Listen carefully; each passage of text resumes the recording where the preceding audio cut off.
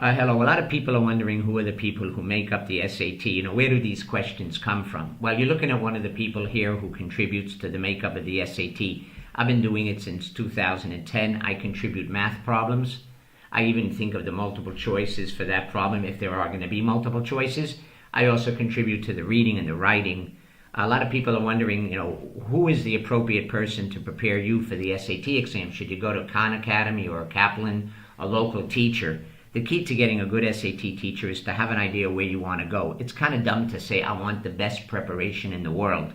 You might waste your time struggling to get into Harvard, a lot of money, a lot of time for a few points on the exam. Imagine your goal is the University of Florida in Gainesville. Okay, it's one of the best schools, or University of New York in Albany. They both have SAT scores around 1,400 to 1,500. That's the kind of math that you should prepare for. Okay, it doesn't make sense to prepare for math way above that because you'll spend a lot of time and money studying to get a few points on the test. It's better to spend your money and your time strengthening the range that you need to get into your school. So find out more or less what kind of university you want to go to. If you're aiming for Harvard, find yourself a teacher who can explain to you that high-level math. And in fact, if you need someone to really explain it to you a lot, you're probably not Harvard material. Okay, I went there. I have my PhD in psychology and education. And I know the kind of people who go there, okay? But if you're shooting for a school like SUNY, Binghamton in New York, or maybe University of Miami, UCLA, Colorado, Duke, think about the SAT score you need to get into those schools and try to find a teacher who knows that range in mathematics. Remember, math is half of the exam. The kind of problems you better be ready to face are simple ones, okay? The problems on the SAT are like brain busters. For example, there's a triangle, and let's say the base of the triangle is 8 and one side is 3. So what's the smallest possible third side of that triangle?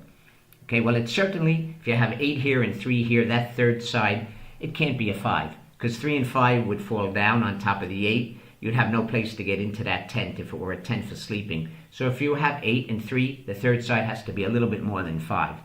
Those type of problems you better prepare for, because that's the meat and potatoes of the SAT. Any schmuck can take out a calculator and do, formulas and things like that with cosine, sine, and tangent. But the little things like I have just discussed are really the meat and potatoes of getting you into Harvard or Gainesville or Albany or any of the top universities like Berkeley or Duke, okay? Find a teacher who knows the range you need. Now in the writing, make sure you can show off your writing. Never say something like, I want to stop smoking, when you could say, I want to give up smoking. Because give up smoking is a phrasal verb. It's more elegant, excuse me, and we will give you points for that. Okay, in the reading, you simply work at home and go against the clock. That's it. You could read the questions first, I don't care, but make sure there's a clock. Most people who fail the reading screw up because they run out of time. There's nothing more to talk about on the reading, because that's it. People just run out of time. They don't prepare well. Their teachers don't make them use clocks. They give them books and tell them to practice reading, and kids say, I got them all right. And maybe the kid took double the time necessary. Okay, but on the writing, the key is to show off. Try to find more elegant ways to say things.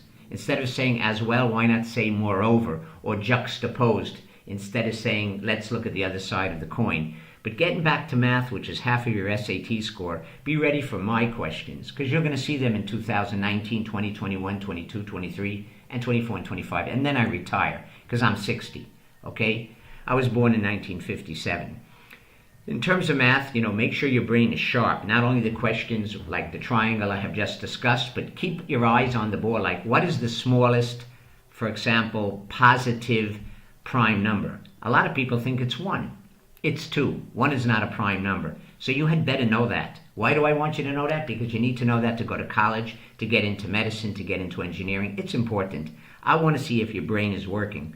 If you'd like any other information from one of the people who creates the SAT exam, and I'm also, by the way, one of the people who checks it. I check the writing and I check the math. I'm one of the people who decides if you get points or not, and I'm also a preparer. But I'm not going to be your preparer, okay? But if you want more information about the SAT and what type of philosophy it has or how to get into a good school, you can get me at levihello on Skype. Or if you have WhatsApp, the country code is 34, and then my number is 620837894. Okay, or you can simply get me at levihello@gmail.com. Anyway, good luck on your SAT, because this year you'll be answering some questions in math and writing that I have created.